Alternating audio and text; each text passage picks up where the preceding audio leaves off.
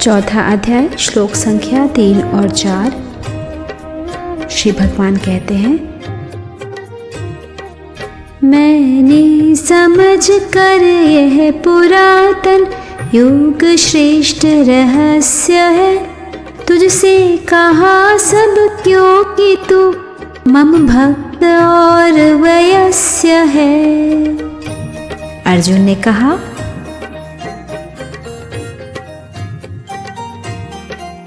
पैदा हुए थे सूर्य पहले, आप जन्मे हैं अभी, मैं मान लूं कैसे कहा यह आपने उनसे कभी।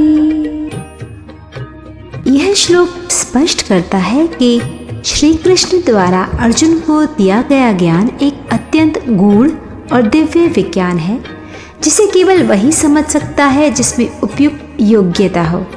यह ज्ञान ना तो स्वार्थवश और ना ही केवल दुरुपयोग से बचाने के लिए गुप्त रखा गया है, बल्कि इसलिए क्योंकि इसे समझने के लिए भक्ति अनिवार्य है। केवल विद्वता या संस्कृत के ज्ञान से भगवत गीता का मर्म नहीं समझा जा सकता। भगवान के प्रति श्रद्धा और भक्ति आवश्यक है।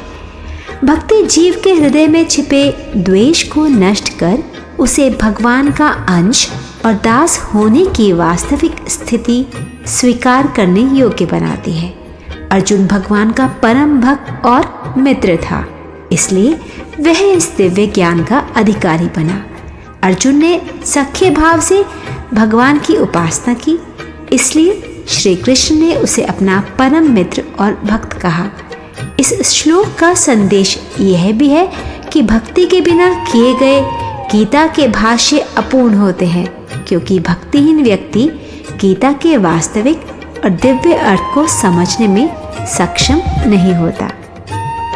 चौथे श्लोक में अर्जुन भगवान श्री कृष्ण के कथनों में घटनाओं की असंगति से विचलित हो जाता है।